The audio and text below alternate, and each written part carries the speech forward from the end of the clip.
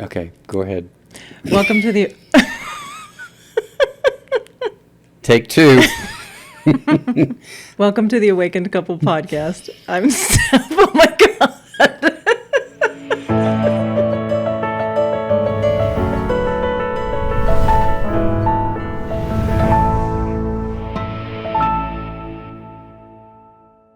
Welcome to the Awakened Couple podcast. I'm Steph. And I'm Lane. Here we explore how relationship becomes a mirror for awakening. A path to deeper truth and real growth. Today we're exploring. You want to tell everybody what we're talking about today? We're going to talk about how the stress response interacts with the reflection process here. So if this resonates, hit subscribe, share it with someone on the path.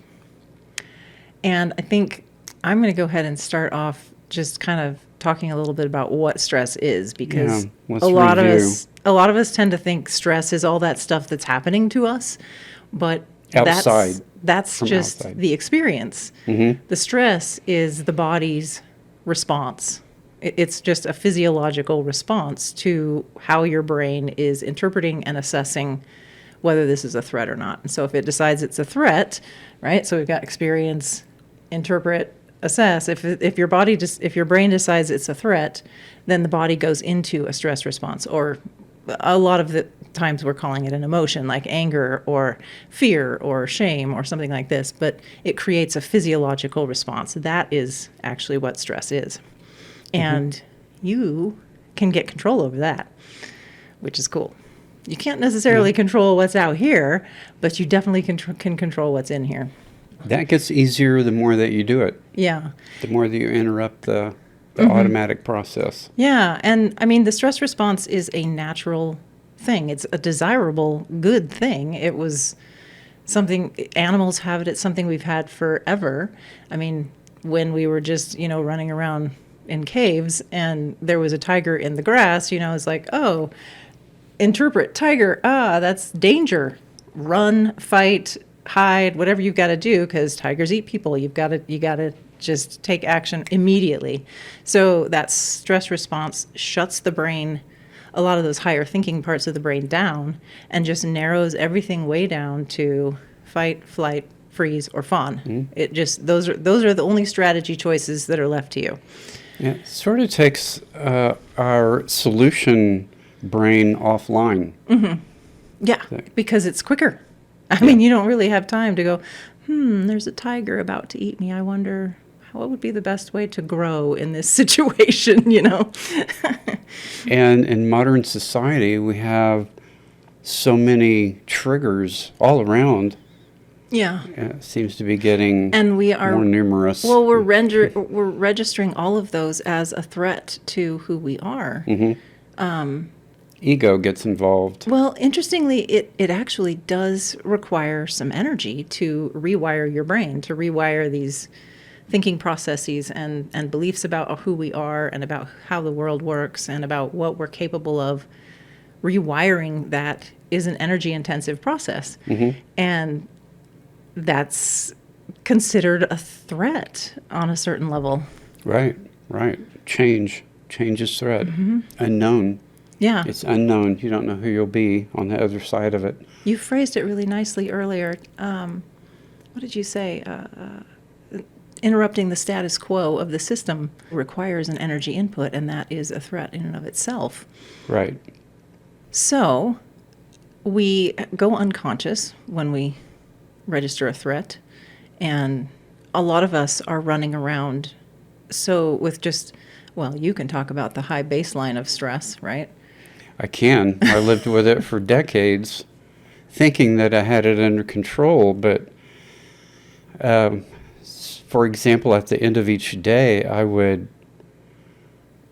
get rid of the stress for the day by kind of processing through it. But I only got back to a baseline that kept creeping up, mm-hmm. and not back to like a normal baseline, which I'm not sure what's normal now, but I was still under stress, even though it wasn't peaking, per se. Which means just all the time your brain is less online than it could be. It affected my thinking, You're just not sleeping. We're just not as creative. Right. Yeah. Part of what the stress response does is it shuts down, it's not just shutting down the higher thinking and the creative process of the brain, it's also shutting down any parts of the body that aren't needed to survive Right. now in this moment and get away from the tiger. Yeah. Including digestion. Digestion, yeah, that was a sexual big one. function, sleep, all that stuff. Yeah. If I was extra stressed, my digestion would just stop. I could feel dinner just sitting in my stomach for hours. Yeah. I think a lot of people are dealing with stuff like with digestive issues like that. Yeah. An interesting thing too is we can almost get addicted to this, which I have done. I spent so long being just living in a stress mode that I basically just exhausted myself. I exhausted my whole physical system to the point where the only way I could get anything done was to jack my system up with a stress response. So I would Adrenaline create drama rush. essentially around things to get that adrenaline rush, to be able to have the energy to get that thing done. And it becomes kind of addictive because nobody wants to collapse. I mean, at one point, that's what I had to do, is collapse for about a year. And nobody wants to take that time. From my perspective, it was more about just getting another jolt of caffeine Yeah. instead of. That stopped working for me Yeah, after a while. Yeah. So I know that a lot of people out there can identify with the caffeine boost, and It acts that, like adrenaline. that jacks your system up. It's a little addicting from the standpoint of you do it to be able to deal with our fast-paced life. It acts like adrenaline somewhat, yeah. Mm-hmm. The reflection process that we talked about on the last podcast, we mentioned how it's just the cognitive process. So in terms of like a computer, if you're old school like us, we're talking about the RAM memory here, the kind of working memory that's just running whatever's going on your computer. In terms of, and I had to Google this because I don't know crap about AI, even though I use it. This is what is like the working memory, the context window. I'm going to just throw these names out, be like I know what I'm talking about, but Google told this to me. And being that it is AI, it probably knows what it's called. I don't know. But it's hope so. cycling multiple times, right? And this is happening, like we talked about last time, really fast. It's just going on all the time and really rapidly in real time. So then we have belief systems, which in old school computer speak would be like the hard drive where you're kind of storing all of the memories. So we have our memories, we have our the ideas that we decide about how the world works and who we are. And I guess for AI, this is called databases and weights and biases. And it's kind of where I found this kind of interesting, the legacy instructions can live. So the beliefs, the old beliefs that we've built up, these are based on the past. They're based on our past experiences and what we have developed as a working memory. I mean, a database of information that we can draw from. Right. And then the third thing is our nervous system. And this is the thing that's kicking out the stress response.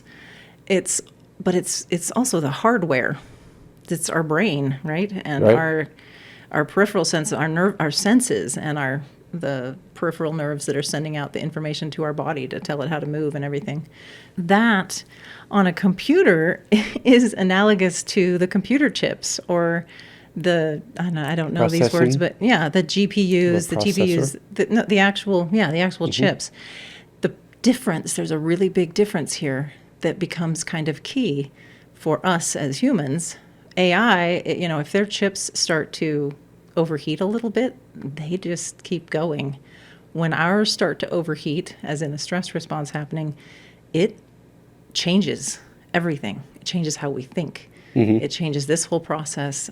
It changes what we're even able to access in the database. It's huge. It throws everything offline. Yeah, when I'm really stressed, I have to struggle to recall things, and We end up kind of with this feedback loop happening where the cognitive mind is going, oh, the body is freaking out, so something must be wrong. And then the body says, oh, the mind is telling me something's wrong, so I better freak out, right? it keeps just getting worse and worse and worse, which people who have had panic attacks can Snowball relate to. effect. If you've ever had panic attacks, sometimes they just happen by themselves. The nervous system goes into a panic attack and you don't know why. Like you didn't think of anything, but now you are because your body's telling you something's wrong. So there must be something wrong. So now you're thinking what could be wrong and you're starting to look for things that are wrong. And now your body's going, oh no, something must be wrong because my brain says it's wrong. And it just snowballs again. Yeah. So a big piece of this is decoupling this thought process from the nervous system. And doing that while a trigger is running amok is tough. So we have some steps to counteract that, to deal with it. And we also have an example coming up of running through this process unconsciously, and then we run through it consciously. And so obviously the conscious example will be the decoupling part of it. And there are different spots in the reaction where you can decouple. And there are a lot of really simple, gentle questions that you can ask yourself at each one of these steps in the reflection process that just kind of crack the door open is one way that I think of it. But you could also think of it as just decouple your mind just a little bit from the nervous system. There's a period there when we catch this process happening in the middle of it that we've got all this adrenaline in our system that kind of makes it hard to get a wedge between what's chemically going on with the body and consciously going on. If the opportunity arises to be able to run some of that adrenaline out of your system before you proceed, then that's ideal, but you can't always do that on the fly. Well, what? You've always got your breathing. So there is always at least that. You can always, at the very least, breathe. has its own feedback loop. So you can get stressed. It affects your breathing. If you catch your breathing and take control of your breathing, then it feeds back positively to the stress response and helps reduce it. I mean, just the simple thing of a longer exhale than inhale will calm the stress response. Yep. Not necessarily completely, but it's certainly a good start if that's all you've got because you're stuck somewhere. Yeah, it creates a gap in between the story that's going on. Yeah, that gap, that decoupling gap, Okay. So let's hear your story. All right. We're at I should say our story. example of a reflection process. So this was a double activation me mirror reflection. You don't have to know what that means. It means that we both got activated and we both got to see pretty much the same thing about ourselves. Right. Okay. So often when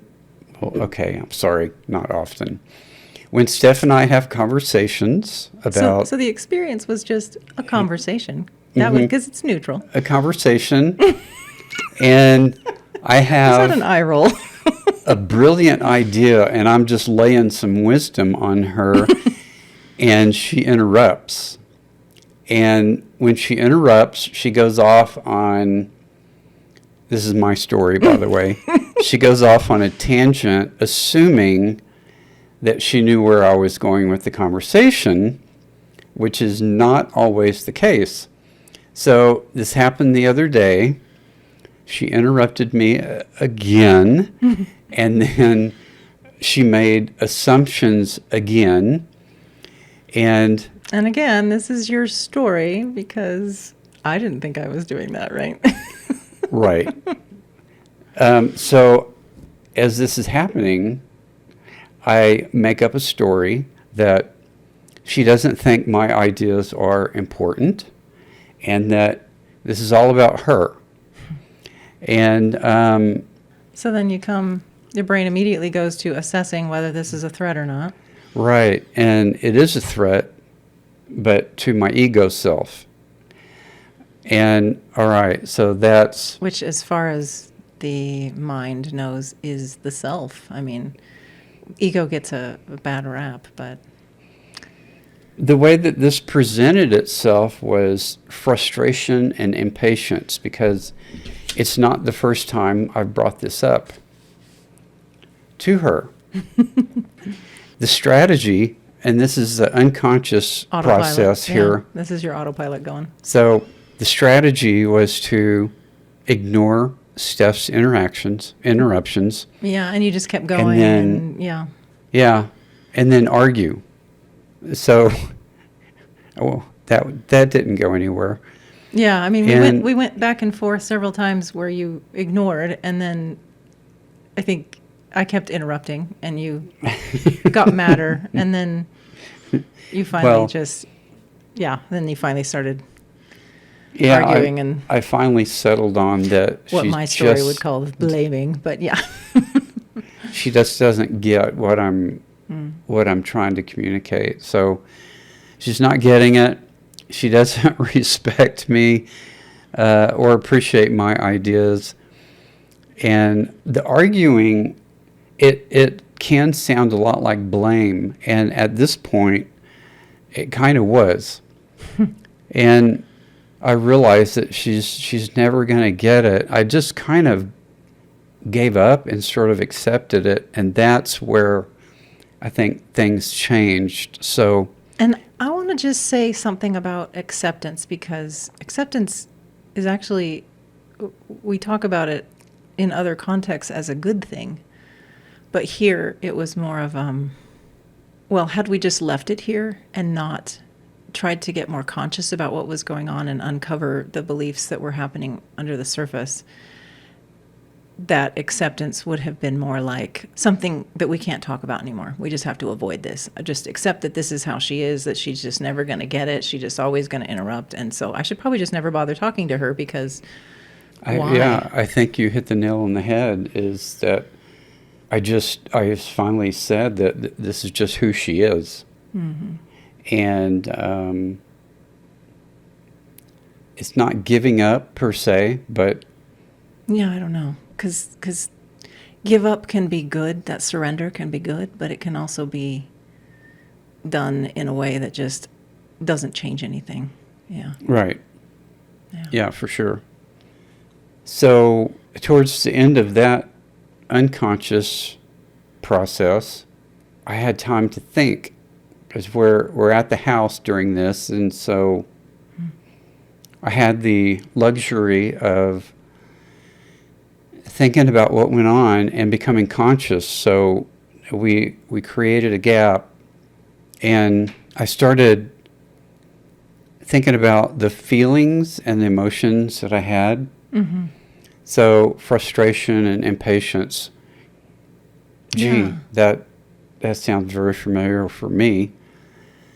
And I just kind of tried to realign myself to think about this in a different way, from a different perspective. This pattern was not new, and it wasn't just interruptions from Stephanie, but I looked back in my life and saw where this was kind of a pattern, even with other people and different people.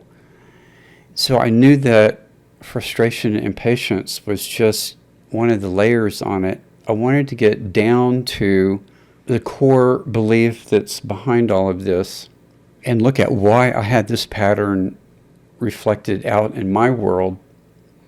That this is a reflection for me to look at. So this is a I have a total question. 180 degree here. Yeah, it is. And I have a question. Do you remember in that moment how you calmed your stress response down enough to actually think that way? Because that was a 180. That was a big leap. That is not something you do when you think a tiger's about to eat you. My process is kind of backing up a little bit, checking my body, particularly my breathing, but also my body posture. I know that when I'm kind of at my wit's end, I can end up sort of kind of slumping over a little bit. In short, those are my ways of kind of becoming centered again. Yeah, I think And noticing that does kind of decouple our brain just a little bit from it. Because you have to step back to even look at it. You're not in it quite so much. Yeah. So this process is entering into taking responsibility for my own actions. And I thought this was so brilliant when you explained to me how you did that. Right. Once you take responsibility, then you realize that you're in control. The way you said you did it is that you took me out of the picture. You said, I took Steph out of the picture, and then it was just all about you now. And what was the part Yeah, that you because had I was control of? remembering back and seeing the pattern even before I I knew see. you. Yeah, right. Yeah, so literally, this takes Steph out of the picture. Yeah, I liked that. Now I'm on the hunt for a core belief, and my attitude is this reflection is for me, so I'm going to figure this out. And I recognize the pattern going back to teenagehood, of being interrupted by adults. When I grew up, things were a lot different. So it was sort of the age of, well, children are supposed to be seen and not heard. So I would be interrupted by adults often. And I began to get perspective, and I suspected that assumptions also may be related to the interruption aspect of it. Because those were the two things that were bugging you, was the assumptions and the interrupting. Yeah. But I wanted to address the interruptions first, thinking that, well, maybe the assumptions are tied in there. So I asked, what do I need in this moment? I began to question my ability to clearly communicate. So at some point, I began to assume that people knew what I was talking about. I did, but they didn't. And so communication was unclear. Now, again, this is all in my control. Interestingly, I'm thinking about how teenagers in your era, especially, were expected to do as they're told. Right. Not argue with their parents, not out-logic their parents. Good heavens. You could get punished for that. Yeah, and so if you wanted to rebel, I mean, at best, you could do it vaguely and hope, be kind of vague in what you're saying and hope that they didn't get it. Because if they really got exactly what you were trying to say, that, like you say, you could get punished. I mean, like, there's actual danger there. Yeah, and literally. That wires into your brain and becomes this habit of be vague and trust that people are going to get it. Right. Maybe after you exit the room. Inviting interruptions and vagueness. So people that I'm talking to has to interrupt just to get clarification. I felt like I kind of discovered gold there because I felt like I had discovered the core belief behind interruptions and assumptions about what I was talking about. Yeah, I remember the moment you were like, I think you were saying, am I just assuming that you can understand? And then you were like, I'm assuming. Oh, and it was just like this, oh. Yeah. And then I think it wasn't a big leap after that where you said, am I just inviting interruption by assuming you get what I'm saying? Yeah. Right. So taking responsibility, that attitude is about, I have lack of clarity and complete communication. And so that is what I needed to work on. But just knowing that kind of deflated that core belief. As I got in touch with it, I looked at it I remembered instances that involved it and kind of took the energy out of it, but not assuming that I had completely dismantled it. And the real test is, what happens in the future. So I remember too when you were talking about realizing that some part of you maybe still didn't believe that what you had to say was important. And you were getting frustrated with me for acting like what you had to say wasn't important by interrupting you all the time. Mm-hmm. And I realized I also don't think what I have to say is important. So this was when it started to turn into the double mirror. And so I spent many, many years living in a home where the only way to be heard was to interrupt. And then I would interrupt with what I wanted to say. I still wouldn't be heard because people were still talking. But, I just had this feeling that what I have to say isn't important and no one's going to listen to me unless I can get it just in the right moment. And so I've got to catch it right in the right moment, and then it'll be gone. So when I started realizing that, I was like, okay, this is actually me thinking what I have to say is important. If I know that what I have to say is important, then I can wait a minute. And yeah, maybe the conversation will have shifted, but if I really still think it's important, I can say, could we just back up a second? Yeah. And I also talked with you because you had this realization that, what you have to say is important and you want to learn to communicate it more clearly and not make the assumption that I'm going to figure it out, which is essentially saying I'm going to have to fill in the blanks with a bunch of assumptions, and I don't want to make those assumptions. Mm-hmm.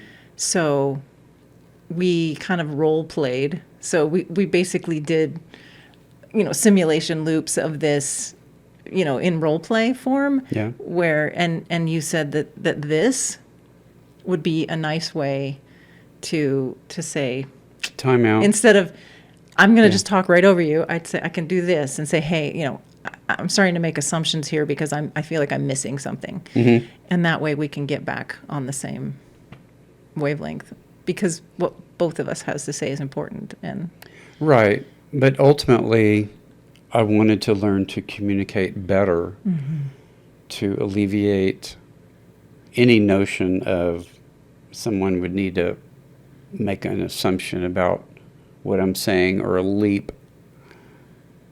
Yeah. So it was during the assessing part that Stephanie and I came back together to discuss it. Before that, I was kind of working through it in my own head and kind of excavating down through some layers. So and that excavation is kind of the point, is to get those old beliefs out. Yeah. Because they're Yeah, running how we perceive everything, how we choose to behave. Yeah, practically everything that we do. And So they keep us from evolving. we worked out a strategy, and I had my own work to do at that point. And we have lots of work to do together to practice this, so it's exciting. Yeah. It's amazing how many issues I picked up in my life. But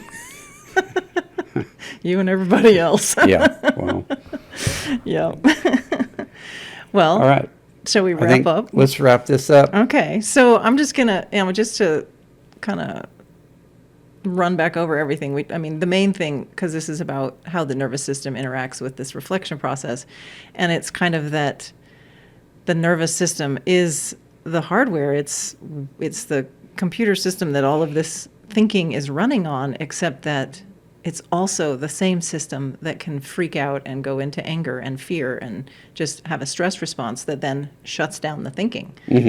And I liked the term wetware instead of hardware, wetware for that nervous system. Right. Because it creates that feedback loop of shutting everything down and narrowing down into just unconscious thinking and behaviors. Yeah, and it's also the same system that upholds that high baseline stress level that many people deal with. Not everyone, but I know I did. And one thing that we talk about in the free PDF calm the bleep down, is that you can actually use this stress response, this emotional triggers response, as a tool. It is an indicator light Yep. for you to catch yourself before the behavior kicks out, before I'm a jerk. I can actually go, whoa, something in me just reacted. I can feel it in my body. Okay, I'm going to just pause a moment before I say something or do something, because this is not really a tiger about to bite me in the neck. It's just a hit on my sense of self. Yeah, you train yourself to pay attention to those feelings, because those are the Yeah. first little flags that come up. And get curious for a minute. Go, hey, what story am I telling Curious, myself? yes, yes. That's a great attitude to have. Yeah, I think it's a antidote for some of that stress response. Yeah. I agree. Yeah. So, hey, if some of this resonates, join us at awakencouple.com, where we're going to be going way deeper into stuff like this. So, Yeah, so if you would like to go deeper, join us at awakencouple.com and join our membership and become part of our community. and if you get there before we go live in June, you get a nice steep discount. So, Yeah. yeah. All right. So we will see you next time. Thanks for joining us on the Awakened Couple podcast.